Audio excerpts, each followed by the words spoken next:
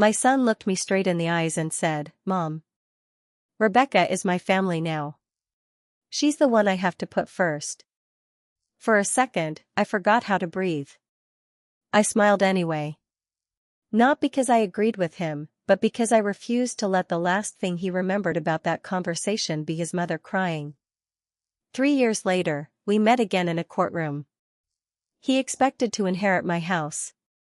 Instead, he inherited the truth. My name is Linda Carter, and if you're listening to this, you've probably already heard one version of my story. Families have a way of rewriting history to make themselves feel better. I know that because I spent years doing exactly that. I told myself Ethan was busy. I told myself Rebecca didn't mean to leave me out. I told myself next Christmas would be different. It never was. When Ethan was 10 years old, his father, David, died on a rainy October morning.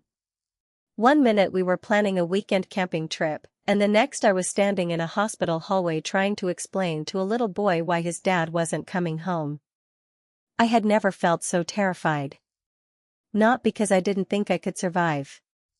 Because I didn't know if I could give Ethan the life his father had dreamed of for him. So I worked. I taught second grade during the day and tutored students in the evenings. Every extra dollar went toward Ethan's future. We skipped vacations, drove the same aging sedan for nearly 15 years, and celebrated birthdays with homemade cakes instead of expensive parties. Looking back, I don't regret a single sacrifice. Every smile on my son's face made it worthwhile. Ethan was a wonderful child. He hugged me every morning before school. He insisted on carrying the grocery bags, even when they were too heavy. Every Mother's Day he made me crooked little cards covered in glitter and construction paper hearts. One year he wrote, "Mom, when I grow up, you'll never be lonely because I'll always take care of you." I kept that card tucked inside my dresser for almost 30 years. Children make promises with innocent hearts. Adults sometimes forget them. When Ethan graduated from college, I cried harder than he did. David wasn't there to see it, but I whispered into the crowd anyway. We did it. It felt like the happiest day of my life. A few years later, Ethan introduced me to Rebecca. She was beautiful, polished, and ambitious. She worked in corporate marketing and carried herself with the quiet confidence of someone who always knew exactly where she was going. She shook my hand firmly and smiled. "It's so nice to finally meet you, Linda." Not Mom. Not Mrs. Carter. Just Linda. At the time, I told myself it was modern. Young people were different. I ignored the tiny ache it left behind. Their wedding was elegant, held in a restored country barn outside Columbus. I helped fold invitations, arranged flowers, and quietly paid for the rehearsal dinner after discovering they were struggling with unexpected expenses. I never mentioned the check. I didn't want gratitude. I wanted them to begin their marriage without unnecessary stress.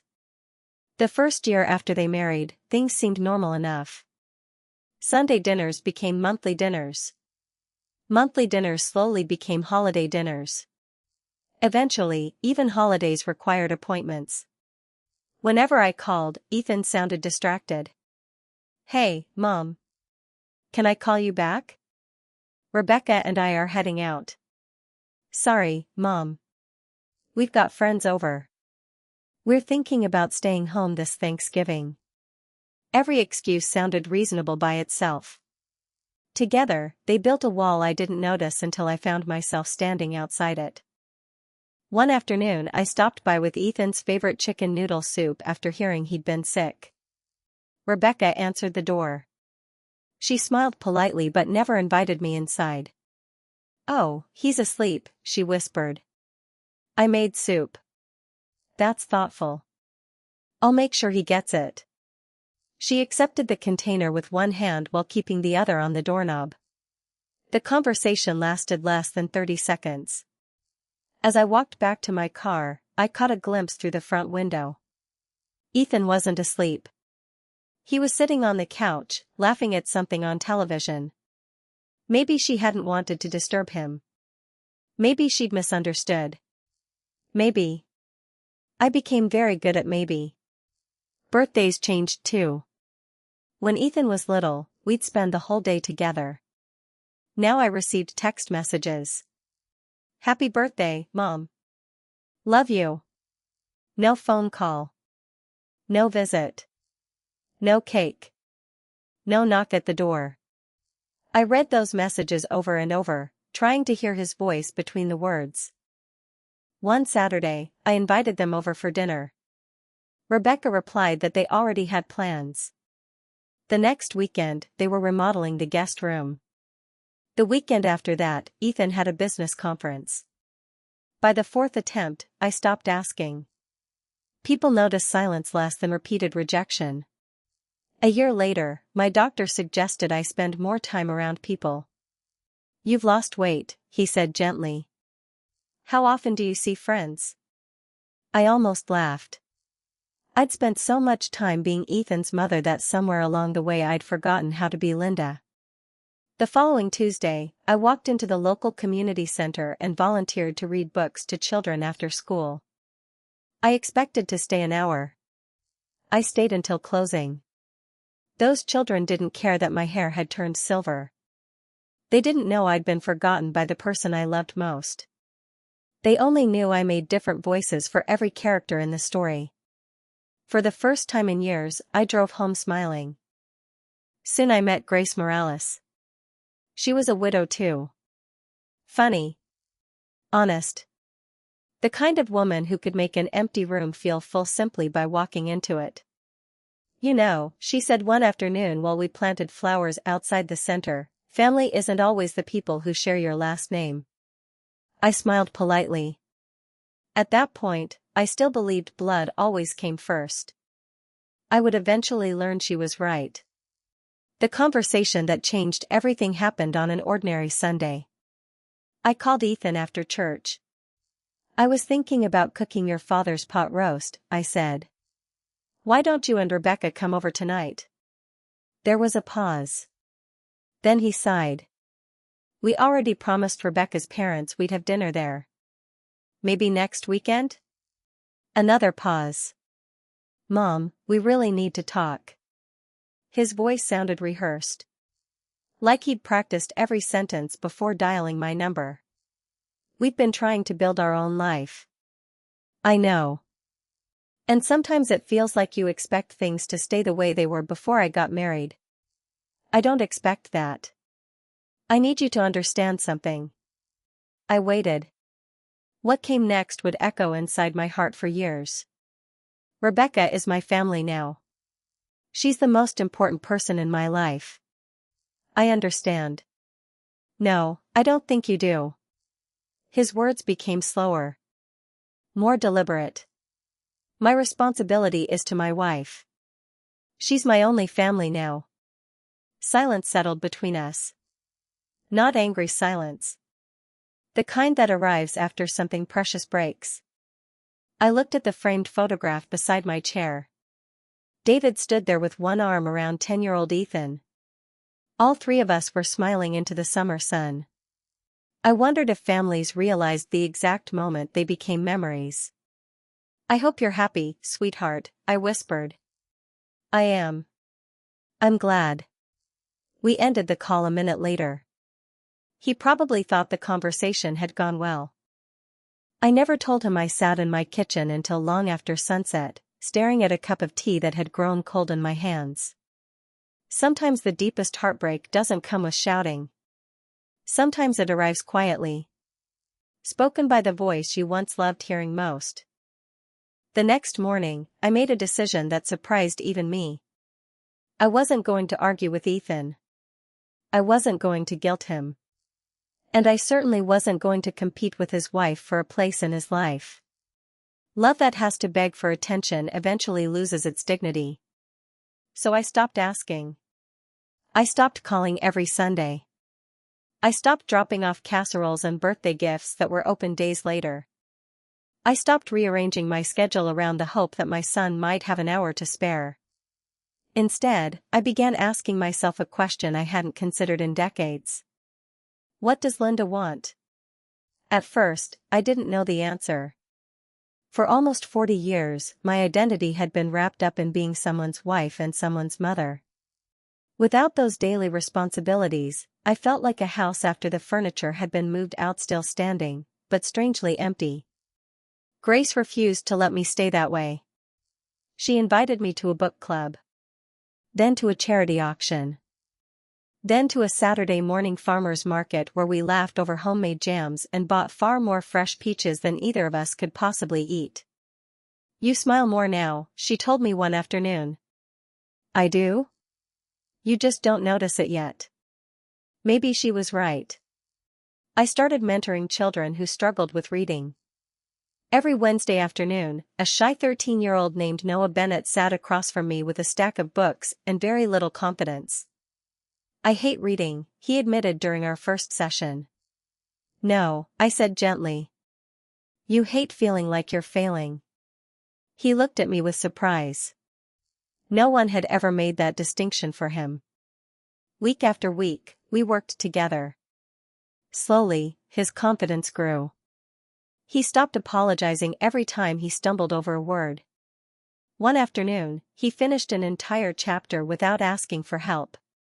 When he looked up, his smile reminded me so much of Ethan as a little boy that my chest tightened. "Mrs. Carter," he said proudly, "I think I'm actually getting good at this." "You always could be," I replied. "You just needed someone to believe it before you believed it yourself." Those words stayed with me long after Noah went home. I realized they applied to me as well. Months turned into a year. Then another. My calendar slowly filled with things that had nothing to do with waiting by the telephone. Community events. School fundraisers. Volunteer meetings. Birthday dinners with friends. Church breakfasts. For the first time since David died, my life felt full again. Not because the pain had disappeared. Because it no longer occupied every room in my heart. Ethan called every few weeks. Sometimes every month. Our conversations became polite summaries. "How are you, Mom?" "I'm doing well." "Anything new?" "Oh, I've been keeping busy." "That's good." He never asked what busy meant. He assumed retirement looked the same every day. He had no idea I was helping organize literacy programs, raising money for scholarships, or mentoring dozens of children who desperately needed encouragement. One afternoon he called while I was painting a mural with the children at the community center. "I'll call you back," I said. There was a long pause. "Oh, sure." It occurred to me after we hung up that I had just done something I used to resent him for doing to me. The difference was that I actually called him back later that evening. Old habits of love are difficult to break. Not long afterward, Grace convinced me to attend a financial planning seminar hosted by the public library. I almost skipped it. "I was a teacher," I told her. "I don't have millions of dollars." "You have a lifetime of hard work," she answered. "That's worth protecting." The speaker that evening was a local estate attorney named Michael Harrison. He spoke plainly, without complicated legal language. "Your will isn't just about distributing possessions," he said. "It's the final opportunity to tell the people you love what truly mattered." That sentence settled somewhere deep inside me. A week later, I scheduled an appointment. Michael's office was warm and quiet, filled with shelves of old legal books and photographs of community events. He welcomed me with a kind smile. "What brings you in today, Mrs. Carter?" "I'd like to update my will." "Of course." He opened a folder. "We'll start with your beneficiaries." I hesitated. Then I surprised myself. "I'd also like to include a personal letter." He nodded. "Those are often remembered longer than the assets." Over several meetings, we reviewed every detail of my estate. The house David and I had paid off after 28 years. Our retirement savings. The modest investment portfolio I'd quietly built over time. Life insurance proceeds I had never touched. Everything represented decades of careful choices. Michael asked thoughtful questions but never pressured me. Finally, he leaned back in his chair. What do you hope your legacy will be? Not who should receive what. Not how much money. Legacy. I looked out the window for a long moment before answering. I want something good to keep growing after I'm gone. That became the foundation of every decision that followed. A large portion of my estate would establish scholarships for future teachers. Another portion would support the community literacy center where Noah and so many other children had found confidence. I also created a small emergency fund for local widows suddenly facing life alone. I knew exactly what that loneliness felt like. As for Ethan, I struggled. Not because I wanted revenge. I didn't. A mother's love doesn't disappear simply because her heart has been broken. But love without honesty becomes something unhealthy. Michael noticed my silence. You don't have to decide today. I know. What would your husband have wanted? I smiled sadly. David always believed that lessons should build people, not destroy them. Then perhaps your final gift should teach. I went home and opened the old cedar chest in my bedroom. Inside lay David's worn leather wallet, our wedding album, and a little construction paper Mother's Day card Ethan had made in second grade. Mom, when I grow up, you'll never be lonely because I'll always take care of you. My tears landed softly on the faded paper. I wasn't crying because Ethan had failed. I was crying because somewhere along the road, life had carried him so far away that he no longer remembered the boy who wrote those words. I placed the card back into the box.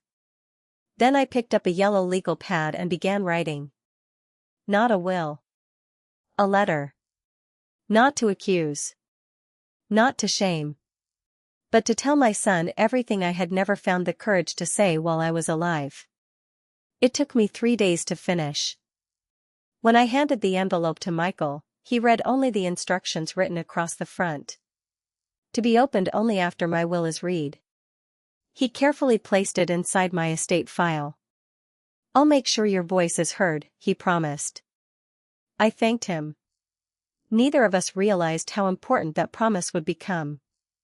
A few months later, during what I expected to be an ordinary annual checkup, my doctor entered the examination room with an expression that instantly changed the air.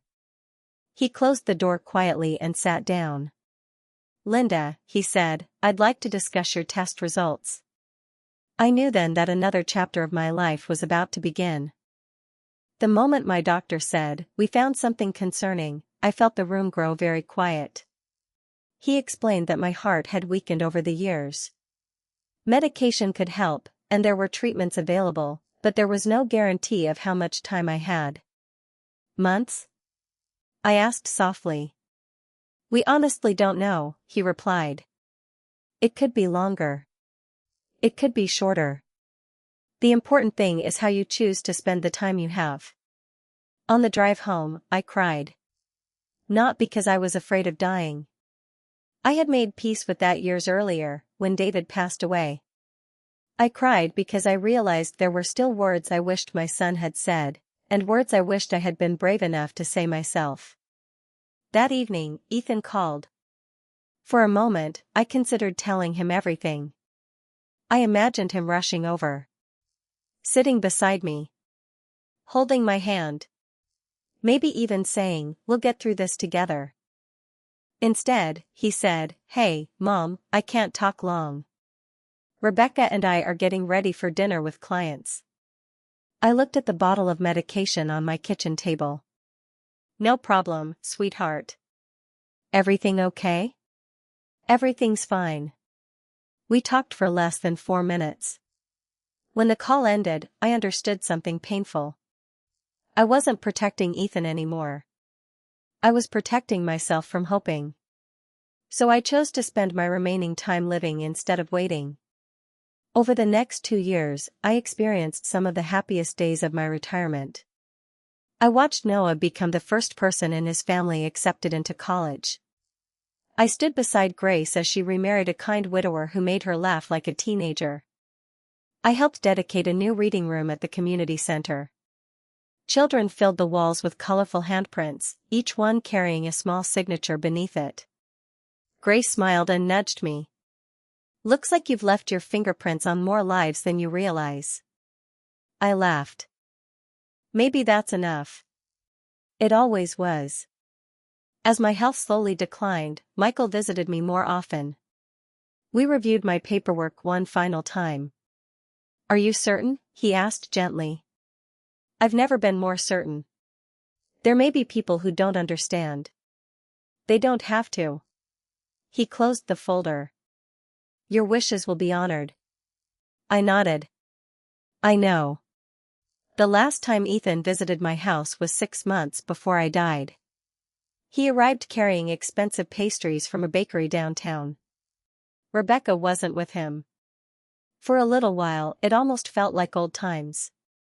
We sat on the porch watching leaves drift across the yard. He noticed the laughter of children coming from the nearby park.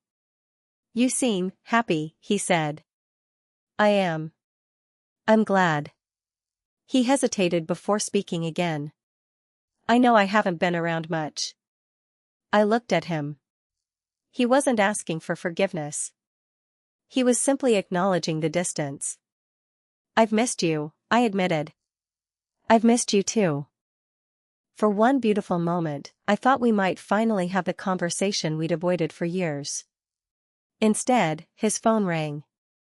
He glanced at the screen. I should take this. It's Rebecca. Of course. He stepped into the yard. The 5-minute conversation became 15. When he returned, he looked embarrassed. We've got friends coming over. I should head back. I stood and hugged him tightly. Longer than usual. He laughed softly. What was that for? Oh. I smiled through the ache in my chest. I just wanted to remember what it felt like. He kissed my forehead. I'll come see you soon. I know. As I watched his car disappear around the corner, I whispered the words I never said aloud. I hope you do. He never made it back. 3 months later, I passed away peacefully in hospice care with Grace holding one hand and Noah holding the other. There were no dramatic final speeches. Only gratitude. Gratitude for a life that had been imperfect but meaningful. Gratitude for every child who had discovered confidence through a book. Gratitude that love, even when it changes shape, never truly disappears. The day of the probate hearing arrived beneath a gray autumn sky. Ethan and Rebecca entered the courtroom dressed in black. They looked exhausted. Grief had softened both of them. Michael Harrison greeted them quietly before taking his place. Once everyone was seated, he opened the familiar leather folder. Linda Carter asked that I read a personal statement before discussing her estate. The room fell silent. He unfolded the letter. My dearest Ethan. If you're hearing these words, then I am already gone. Please don't spend today wondering whether I loved you. I always did. I always will. Nothing, not time, disappointment, or even death could change that. Ethan lowered his head. Michael continued. When your father died, I promised him I would raise you with kindness before comfort, character before success, and love before pride. I tried my best. If I failed anywhere, it was teaching you that relationships cannot survive on good intentions alone. They survive on time. On presence. On choosing each other again and again. Rebecca quietly reached for Ethan's hand. Neither of them spoke. You once told me your wife was your only family. I never blamed you for loving her. A husband should love his wife deeply. What broke my heart was believing there was no room left for your mother. A tear slipped down Ethan's face. I waited for visits that never came. I celebrated birthdays with silence. I learned that loneliness can exist even inside a heart full of love. But something beautiful happened. The empty places in my life were filled by people who chose to be there. Michael paused before reading the final pages. My estate reflects the life I actually lived, not the one I wished I had lived. Most of my savings will establish the David and Linda Carter Teacher Scholarship. Additional funds will permanently support the Community Literacy Center and the Widow Assistance Program that helped me rediscover hope. Because love should continue helping others after we're gone. A quiet murmur spread through the courtroom. Michael looked directly at Ethan. Linda left one personal gift for her son. He placed a weathered wooden toolbox on the table. Ethan frowned. My father's? Michael nodded. Please open it. With trembling hands, Ethan lifted the lid. Inside rested David's old hammer, measuring tape, worn work gloves, and the faded Mother's Day card he had made as a child. Beneath it lay one final envelope. He opened it slowly. Inside, in Linda's familiar handwriting, were the words. You once asked your father how to build something strong. He answered, one careful piece at a time. Families are built the same way. If anything in your life feels broken now, don't waste time mourning what cannot be changed. Spend the rest of your life building something better. That will be the inheritance I hope to leave you. I love you. Mom. The courtroom was completely silent. Ethan covered his face with both hands.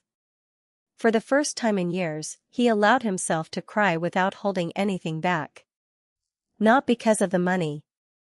Not because of the house. Because he finally understood what he had lost. 6 months later, Noah was giving a speech at the dedication of the David and Linda Carter Scholarship. Children laughed nearby as families toured the renovated reading center. Grace stood beside Ethan. You know, she said quietly, your mother would have loved today. He smiled through tears. I think she's the reason it happened. Every Saturday after that, Ethan volunteered at the literacy center. He repaired broken shelves with his father's old tools. He read stories to children sitting cross-legged on bright rugs. He listened more than he spoke. He showed up. Not to erase the past. Because he had finally learned what his mother spent a lifetime trying to teach him. Love isn't measured by what we leave behind. It's measured by the moments we choose to be present while we're still here. Whenever visitors entered the reading room, they saw a small bronze plaque near the entrance. It didn't mention money. It didn't mention inheritance. It simply read. The greatest legacy is making sure someone feels loved before it's too late. And every time Ethan walked past those words, he silently answered the mother he could no longer hug. I'm here now, Mom. I finally understand.